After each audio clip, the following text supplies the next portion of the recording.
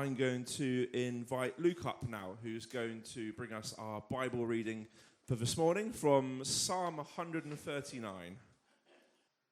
O Lord, you have searched me and know me. You know when I sit down and when I rise up. You discern my thoughts from far away. You search out my path and my lying down, and are acquainted with all my ways. Even before a word is on my tongue, O Lord, you know it completely.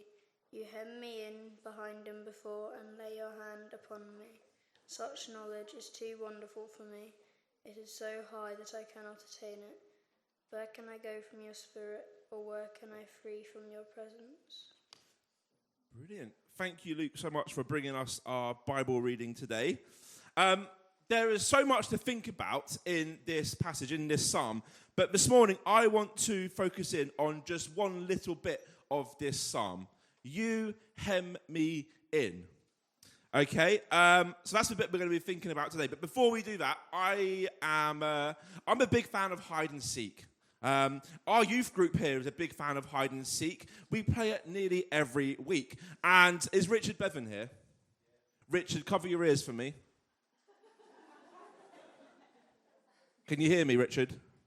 He can't hear me. Okay, cool. Our young people have some ridiculous hiding spaces. One time they emptied out the fridge and got in the fridge and hid all the items in the fridge so that no one could find them. They've climbed onto the extractor fans in the kitchen. They've climbed up things. They've climbed out of things. They've hidden in places I didn't know were possible for people to squeeze their bodies into. They love hide and seek. I love hide and seek. And I'm interested to know, I would like you to get into some small groups around you, just the people you're next to, and share in your group what is the best hide and seek place that you have ever had. Okay, and then we'll share together to see who's going to be the winner for hide and seek. So as you grow up, especially when you're a teenager, you're constantly discovering new things about yourself. I remember one such moment as a teenager. As a youth group, we had gone to Oak Hall. I don't know if you know Oak Hall. It's a massive manor house in Oxford. And we played an epic game of hide and seek. And I found a little cupboard tucked away behind other things. I opened the cupboard up, and it was jammed full of stuff. But I thought there's a nice little gap there for me to crawl into. So I crawled into this cupboard. I put things in front of the cupboard so no one would ever find me. And if you've been to Oak Hall, you know how big it is, right? It was a massive game of hide and seek. It got pretty epic. And I crawled into this cupboard backwards because it was the only way I could get in, a bit like this. My bum's too big. All right, I don't know how dignified this is. I was in the cupboard like this, and I was completely surrounded, like completely blocked in this cupboard. And it was at that very moment I realised I have quite bad claustrophobia. And I couldn't get out because there was so much covered around me. I started to sweat loads, and I started to, when like panic rises up in you, I started to panic. And in the end, I was shouting for help. And Matt Young came and started moving everything in front of me, and he grabbed my hand and I literally had to pull me out of it. I'm just going to do the rest of the service from down here, I think. No, I'll come out. Right. Anyone here else got... Oh, no. Ooh. It's all right. The Bibles are holding the cloth down. Anyone else here got claustrophobia? A few of you? Yeah. It's the fear of tight, small spaces, Alba. And that's what I discovered I had that moment in that hiding space. This was later confirmed years on when I was watching a TV show about caving, and they go and squeeze themselves into like ridiculously tight caves. I had to turn the TV off. I couldn't deal with it. When we hear, you hem me in, maybe we get that feeling of claustrophobia, that sense of we can't get out. We can't move, we're not in control, and it overwhelms us. But I don't think that's what this image is about. You hem me in isn't about being stuck, being trapped, or feeling like we need to get out in some way. Or in that some way God is surrounding us, like an army surrounds a castle before it puts it under siege. Rather, I think this is an image a bit like this. This is Harry a few months ago. And when he gets out of the bath, he always puts his dinosaur towel on. Oh, look, Harry, it's you. He doesn't care. He always puts his dinosaur towel on and will hug him and will help him dry off. The towel is on him, around him, wrapped up. It's not in an oppressive way. Instead, it offers comfort, softness, makes him feel safe and loved as we give him a hug. And I'm making the most of these moments because I'm pretty sure in a few years' time, he will not be wanting to do that. There's a real contrast in the imagery there.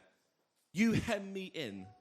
It's for me about knowing that we are lovingly held in God's arms, wrapped up in his love, peace, and mercy. It's an image of being truly known, truly loved by a God who sees through our Instagram filters of how we want to portray ourselves to the world. And that can be quite a vulnerable thing, feeling that thought of, oh, God truly knows what I'm like. But let's remember, we don't have a God who stingily gives out his love and mercy, but a God who lavishly pours out his love and mercy onto us. I love this passage in Romans 8. Nothing in all creation will be able to separate us from the love of God. Not our sin, not our thoughts, not our actions, not the things that we think give us a barrier to God's love for us. Nothing can separate us from the love of God. I'd like to tell you a true story. This is a picture on the screen of a guy called Morton T. Kelsey. He lived from 1917 to 2001, and I'd like to share a bit of his story. He was born in Pennsylvania, in the USA, to parents who were more interested in partying than raising a child. His parents didn't want the hassle of looking after a small baby, and they were wealthy. So they employed a nanny, a young black lady called Clara. She was 14 at the time. Clara cared for Morton, looked after him, bathed him, changed him, sung to him, gave to him the love that his mother wasn't able or didn't want to give him. At the age of 3, his parents they had enough. They sent him off to boarding school at 3 years old and sacked Clara. Being a young black woman in Pennsylvania in the early 1900s, I imagine that was quite a life-altering experience for her. But they sent him off to boarding school, and a decade later, Morton's mum died, and his dad remarried, and without telling him, sold the family home and moved away. So when Morton came to leave school, when he came to that age to leave, he had nothing, no one. He felt completely alone and rejected in the world, and decided he didn't want to be here anymore. So he thought, I'm going to go up into this mountainside one last time. And when he got out into the wild, up onto the mountain, he found a spot to lie down, and he thought, I'm just going to look at the stars one last time. But as he lay there, looking at the stars, a tune came into his head. A beautiful tune. One that just wouldn't budge. And for some reason, it soothed him, made him feel loved and cared for. He says in a book he wrote that it began to fill him with joy and hope. And in that moment, he decided that he didn't want to die. And he walked down the mountainside and started a life for himself. He became a well-respected professor and author, and he lived a good life. Fast forward 70 years. Clara is in her late 90s and sitting on the porch of her house one day, and she's reading a newspaper. And she reads a story about a professor who had just retired. An accomplished professor who had done amazing things during his career. And she reads this bit about him, and she gets to the end, and underneath it says, Morton T. Kelsey. And she wonders to herself, is that the same Morton T. Kelsey that I looked after for 3 years, all those years ago? She decided to write to him. So she wrote to him, are you the same Morton T. Kelsey that was born in Pennsylvania in 1917? And he replied, yes, it's me. They managed to arrange a meeting, and he went over to her house and sat with her on her porch, and they shared stories together. They swapped their life stories. She showed him old photos, all crinkled up and faded, of them together when he was little.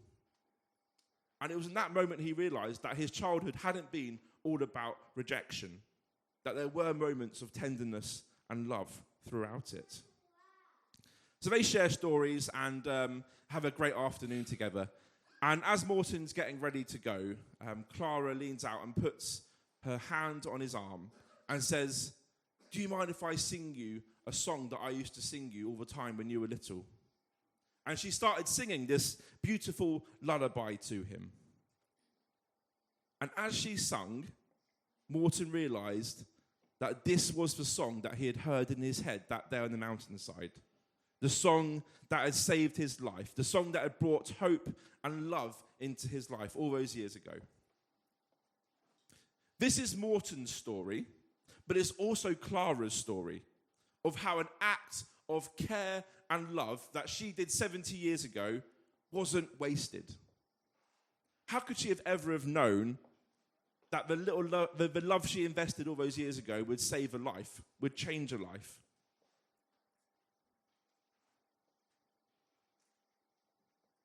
No act of love is ever wasted. It might take 70 years for you to see the results of it, but it's never wasted. I wanted to share this story today because I know as mums, in every meaning of the word as mum, you pour yourself into investing in your child's life, and it's often a thankless thing. But be encouraged that these acts of love are never wasted, even if you never see the fruit of it, because the act of giving love itself is what draws us closer to God, who's the original source of love. So you hem me in is what you do for our kids, for your kids.